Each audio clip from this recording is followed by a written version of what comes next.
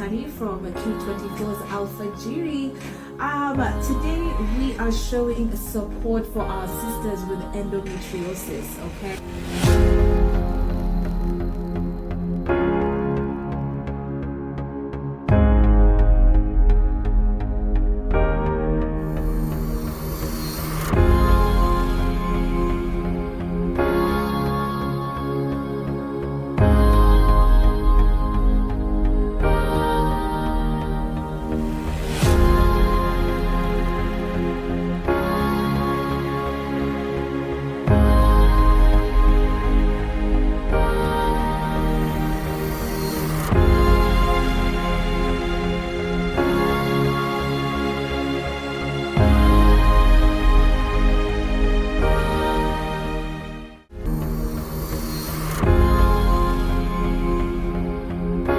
Thank you very much for having me here. My name is Dr. Yamal Patel.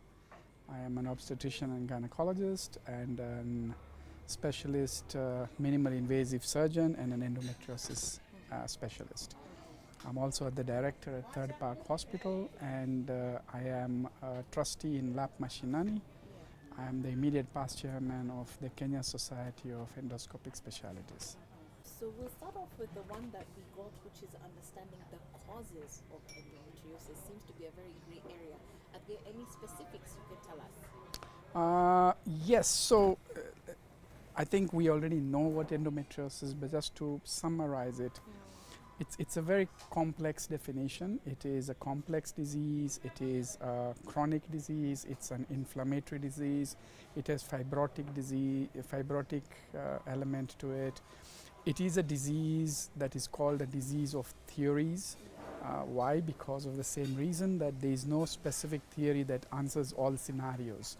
So one of the theories we have is something we call retrograde menstruation. So when you have your periods, the uterus cramps. I mean, everybody does cramp, and then they're pushing the lining out as the periods. But at the same time, there might be some blood that goes backwards through the tubes out into the abdominal cavity. And we've seen this normally in very many girls if we ever operate them during their period time. But not all these women get endometriosis. So that theory answers some, but it does not answer others. Then there is some immunologic theories. There are some theories that could be related to what is called tissue injury and repair. There is some theories related to genetic and epigenetic elements. So it's a disease of theories. So it's a very complex disease to come down to with one cause. We don't have a cause.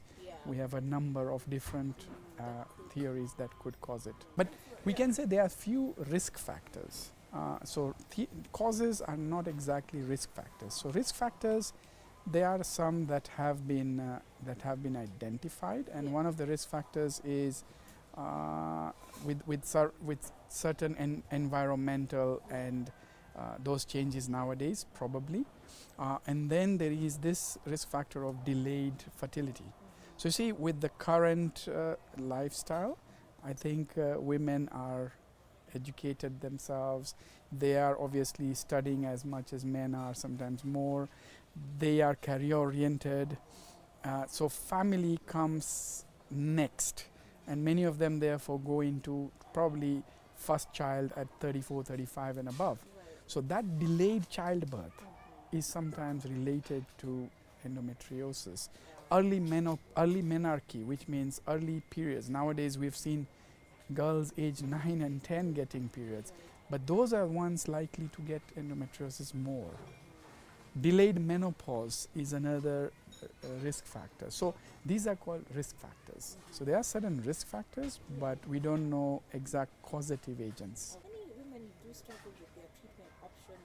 Is there a basic treatment plan, a standardized treatment plan for all endo patients, from your practice? Right, so you can see me smile there, but I can tell you why that is so. Endometriosis treatment is called individualized, and endometriosis treatment is preference based. So different girls and women see us in different age groups with different presentations. The commonest presentations being pain related, Right. so pain around periods, pain around passing stool or urine, or pain around sexual intercourse, or pain around ovulation, or chronic pelvic pain, and so pain.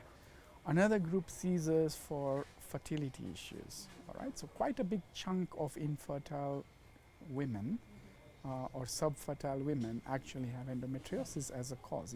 It's now more and more prevalent and being picked up more and more.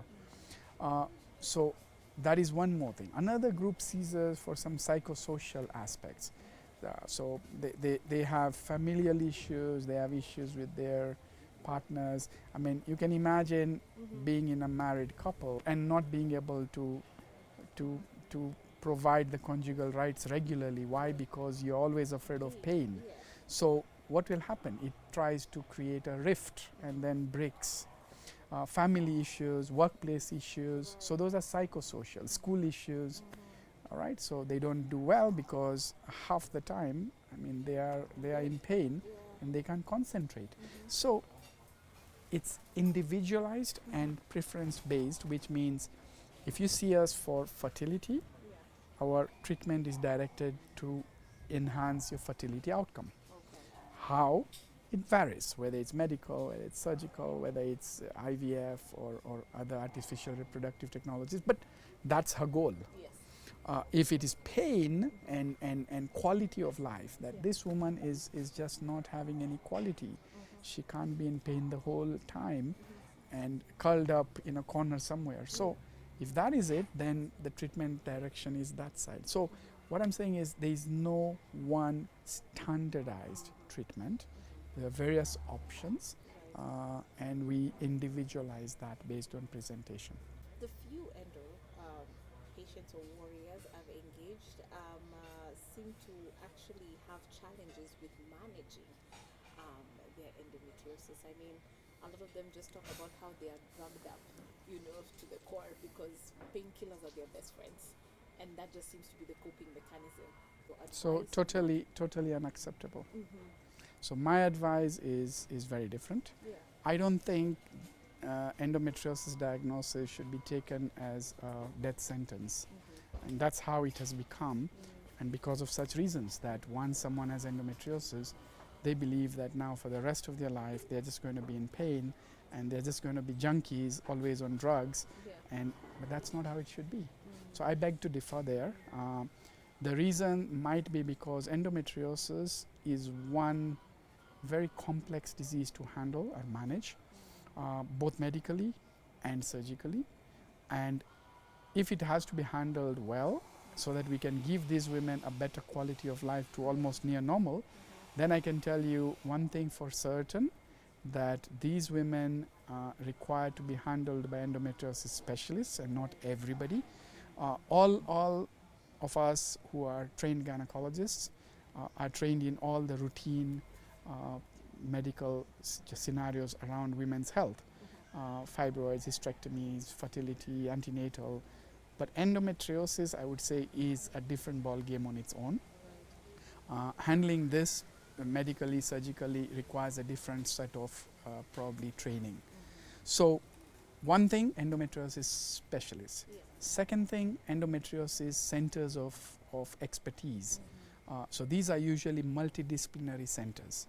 So an endo center, I mean, we have an endo center, and that's Third Park Hospital, which is our center, but that has a team led by a gynecologist who is a minimally invasive surgeon and endometriosis specialist. Then we have colorectal surgeons, urologists, gastroenterologists, infertility specialists, pain specialists, physiotherapists, psychologists, and nurses. So it's a whole group. Endometriosis management is basically supposed to be, as I've said, in an endometriosis center of expertise with a multidisciplinary team, as we've said. And if you do it in this way, where right from the diagnosis, so the center offers right from diagnosis to medical management, to fertility management, to surgical management, to post-op management, including physiotherapy, psychotherapy, and nursing care, to pain control. So you see, that is what should be done. And if it's done in this way, no, then these women should live a normal life. I've understood the procedure of a hysterectomy. Yes. Is that right? So when is it needed? When is it always advised by a specialist to have it as an endo patient? So, hysterectomy Yeah. is the removal of the uterus. It could be a total hysterectomy, it could be a subtotal hysterectomy, depending on whether or not the cervix is removed. It could be a laparoscopic hysterectomy, it could be an open hysterectomy. For endometriosis, I don't think I would ever recommend hysterectomy as a treatment option, but you're right, very many women come to me even today, mainly with that as the goal, that doc, I am tired, Yeah. I cannot live this life, I need this uterus out. Now, it doesn't mean that hysterectomy solves all your problems, because the endometriosis is a hormonally dependent condition. So hormonally dependent means as long as this woman has the hormones called estrogen and related hormones, the endometriosis can still grow or flare up. So even if I do the hysterectomy, but I leave the ovaries, the endometriosis will continue flaring up and regrow. Yeah. But if we remove the ovaries, then we are creating other issues for that woman if Right. she's still young. So you don't remove the ovaries in a young woman just because she has endometriosis. Right. So I don't think that is a solution for endometriosis. But yes, there are situations where, and most situations, endometriosis comes in with adenomyosis. Now, adenomyosis is similar to endometriosis. It's like the sister of endometriosis, and it is very tricky to remove from the uterus because it's in the wall of the uterus, and it's very difficult to remove from there because there's only a limited amount of how much you can debulk or remove from that uterus. If you remove too much, you'll basically leave no wall, Yeah. which means you don't have to leave that uterus. Right. So for adenomyosis, hysterectomy may still be needed. And if because you could excise all the endometriosis, but if you leave this adenomyosis, she'll still continue having painful periods and heavy periods. So for that purpose, maybe. And if you have to, one of the very important points is please always consider having a total hysterectomy. Don't leave the cervix, because most of the endometriosis implants are down there near the uterosacrals and the cervix. If you remove the uterus but leave the cervix, you're leaving quite a bit of endometriosis behind there. And you'll realize these women will still persist telling you sexual intercourse is still painful. Yeah, periods are gone, but my pain is still there. Right. How have we helped her? No. We haven't. Yeah. She came to you for pain, not just the period issue. Right. So I think that should be important, and a very important point that I want to make to all women, Yeah. that if you have to, not always, but if you have to have a hysterectomy, Yeah. it should be a total hysterectomy. Secondly, if you have to have surgery, let it be laparoscopic. Okay. Let it be laparoscopic. Open surgeries for endometriosis only makes it worse, because it's one disease which is benign Yeah. but behaves cancerous by infiltrating into surrounding structures. So you have no planes, you have no space around there, everything is just matted together. When you go in open, you actually have even more difficulties than when you are with a magnifying laparoscope, Right. which actually shows you something almost 5 to 10 fold bigger. So you know how to slowly go and navigate through. Right. So laparoscopic surgery should be the way to do it. I like that you stressed on those points, because it's very important for patients to walk in at least knowing what they want Yes, from their physician. yes. Because, like you said, there would be some doctors or specialists out there who would be recommending something, but Yes. they can make informed choices for themselves. I agree. I That's agree. good. So now that you've mentioned the whole, it's hormonal based. So we're talking about what, hormonal therapy? Hormonal therapy is one of the options. Okay, but Yes. most preferred. So when we go to the medical angle of it, Yeah. so the medical angle is not curative. Okay. The medical angle is suppressive. So that's important to be clear. The medical angle will work in endometriosis that is not already formed big nodules. So if you already have deep infiltrative endometriosis, which is one of the varieties of endometriosis, and it's the worst variety, I can tell you for a fact the medical method will have zero to minimal impact on that endometriosis pain or symptoms. So unless those nodules are actually excised out surgically, it won't help. So if we go medical, and it's therefore for the non-deep infiltrative nodular endometriosis maybe, then there are two angles to it, or two medical approaches. One is called pseudo-pregnancy and one is called pseudo-menopause. What does this mean? Menopause is known to suppress endo. That's why we say after menopause, endometriosis will slow down and suppress, not go away. So it's not the treatment, but it will reduce. Pregnancy is another hormonal condition that suppresses endometriosis. So again, pregnancy is not the cure or treatment for endometriosis. So you hear people say, get pregnant and your endo will go. How? All right, so it doesn't, yes, it's not. So endometriosis, pseudo-pregnancy regime and pseudo-menopause regime. Pseudo-pregnancy means you create an environment hormonally that mimics pregnancy hormones, and that's progestational. So anything progestational will suppress endometriosis. Menopause symptoms are created by something that artificially creates a menopause-like scenario by reducing your estrogens and you know, that kind of scenario. So your periods will disappear, you'll get hot flushes, you'll get these night sweats, you'll have sleep issues, but your endo will be suppressed. The only problem with these two is, one, they do have lots of side effects as well that come with it, and secondly, they do have a limit to how long you can give them. Like the pseudomenopause group, we would recommend not be given longer than 6 months, and because of its impact that is deleterious on the bones and issues like that. And secondly is, if we have to give longer, then you have to give it with some add back. The other one, it can be given a bit longer, the pseudo-pregnancy, but again, how long? So these are the two medical approaches. All right, thanks for that. One thing that we also picked up on is once someone is diagnosed, the first thing they think about endometriosis is fertility issues. So infertility being a big thing, even affecting endo patients emotionally. But is it almost always fertility issues that will occur with an endometriosis patient, that they will not be able to have children? Because that seems to be a So I'll even cut you short there, I'm sorry. No, I don't ever tell any of my patients with endometriosis that they cannot conceive. Not everyone presents with fertility issues, but very many do. And there are different aspects on how it causes infertility. We don't need to go into that in detail. But I definitely never have told any of my patients they cannot conceive.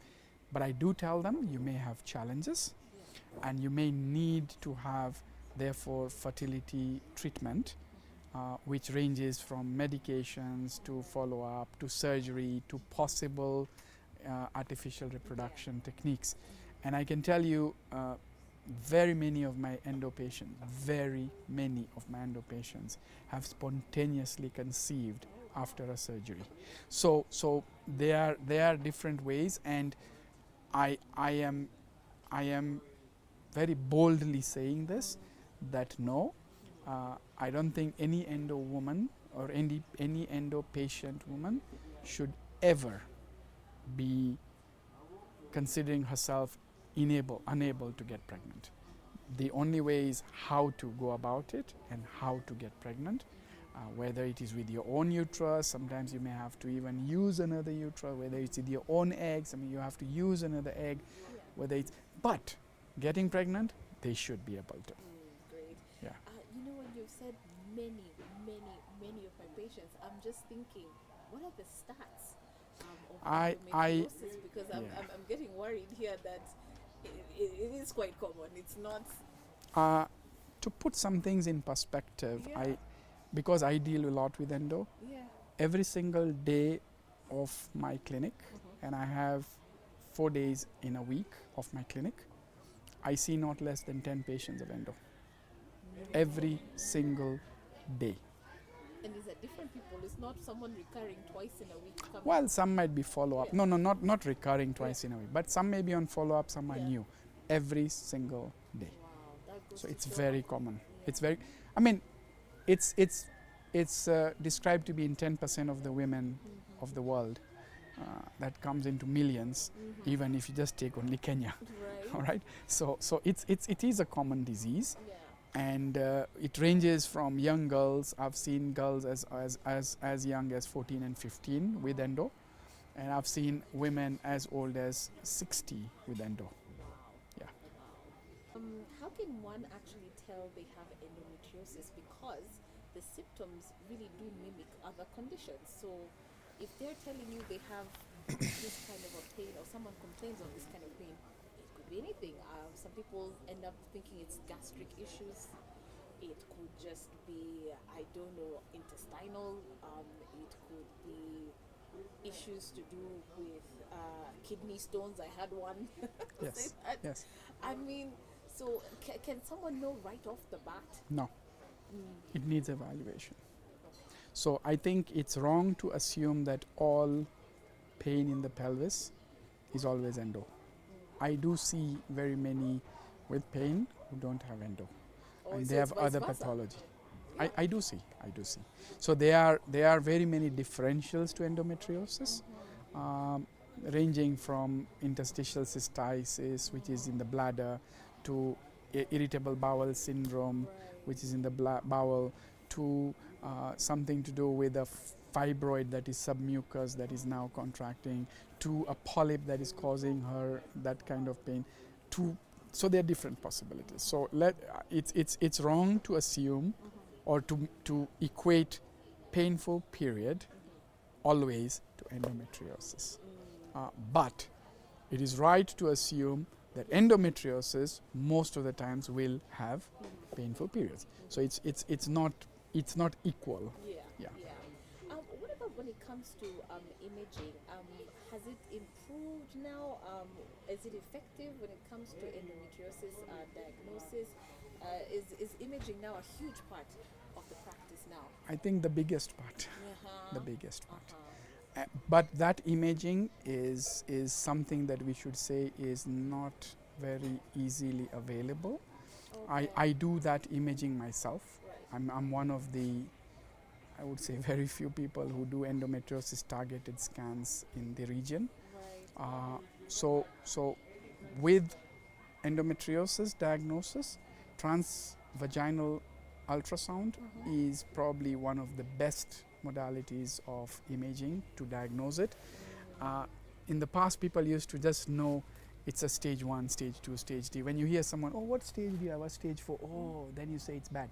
But these days, we don't do the staging. Okay. We do classification. Oh, okay. We have a whole classification. Which areas are involved? How badly are they involved? So you see, so that is picked up best by transvaginal ultrasound, and in maybe a girl who is still Virgo intacta, which means has never had sexual debut. It can also be done by a transrectal ultrasound. Transabdominal scan is not the best. It can be done by an MRI, but again, getting all the depths of is not, because it has one negative about it, MRI. One, it requires specialists to analyze it, but there are very many people who report normal MRIs, but I can look at it and say this thing has an endo. But that's not the the negative issue. The negative issue is it's not a dynamic examination. What is dynamic means?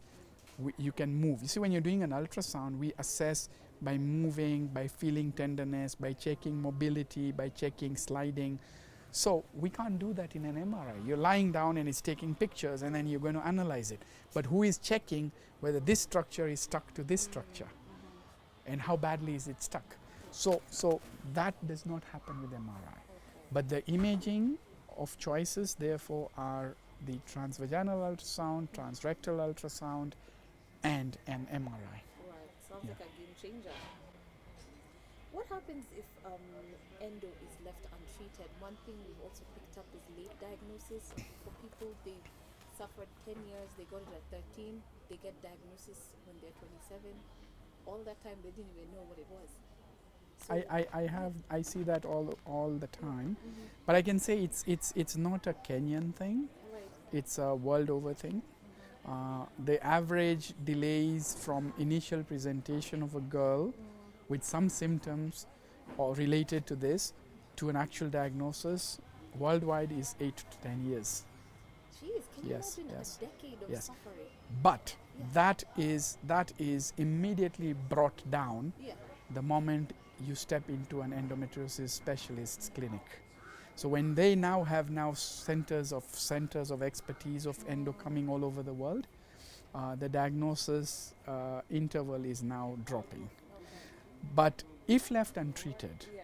okay, and that's why for many years, we've heard some of our seniors talk about endometriosis is a Western disease. We don't get it in Kenya. Trust me, I am telling you, they stand to be corrected Yeah. completely. Endometriosis is florid Yeah. in African women and Kenyans, and we actually see very bad endo because most of the times it's always been delayed Right. in diagnosis. So we are seeing now what we are supposed to have picked up 10-15 years ago, we are seeing now with complications. So back to what will happen if we don't treat endo. Yeah. Around 11 to 15% of women end up with silent kidney loss. They get kidney failure. Oh. Wow, because endometriosis spreads, it starts compressing the ureters and then it makes you lose your kidney. Endometriosis has even killed people, right? So what I mean is it sometimes infiltrates into the bowel and then obstructs the bowel, and you now can't poop, you can't eat, you're going to end up with problems. It infiltrates into the bladder or the rectum.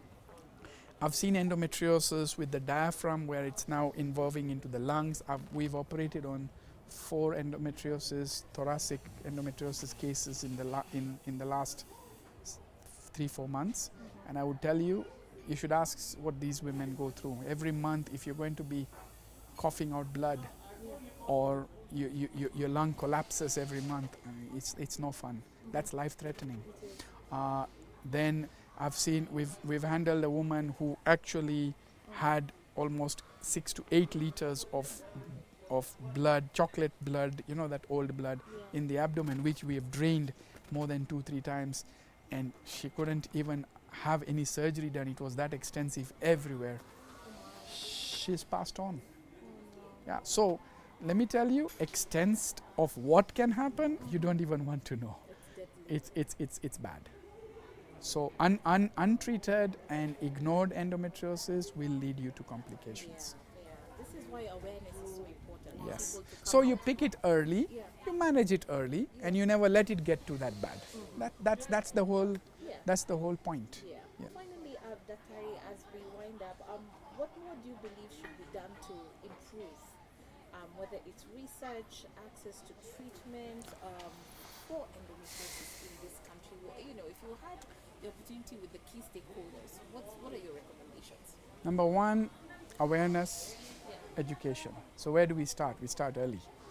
Start with girls. Start with girls in school. Introduce menstrual education. Introduce education to both boys and girls. All right, so that they respect the girls with their menstrual issues, and they respect girls who are going to have pain. Sensitize people not to make fun of girls who are missing out on sports and missing out in classes every month, and then they say, oh, you know what, see, next week she'll not be in for 3 days, we know it. Now that's not fun. It now starts affecting them psychologically. So basically, start early, educate, make people aware, so that they are sensitive, they don't stigmatize these women and girls. Sensitize people at work, sensitize family members, don't normalize pain.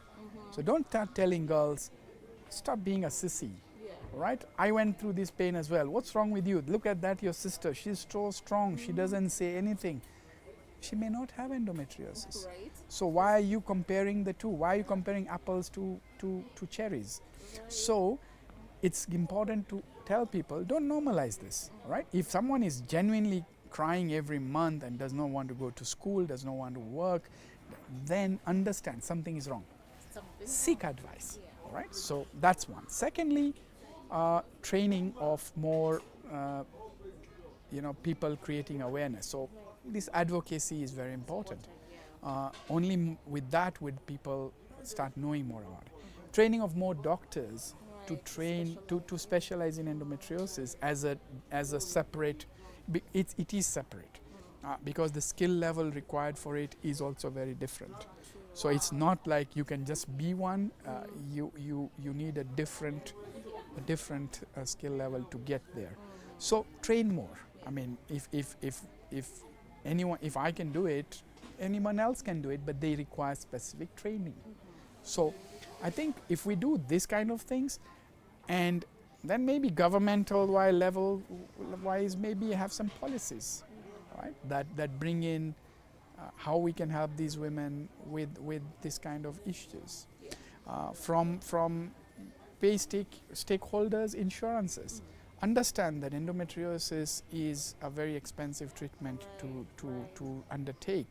Why? Because it involves so many areas, and it's so long sometimes as a surgery.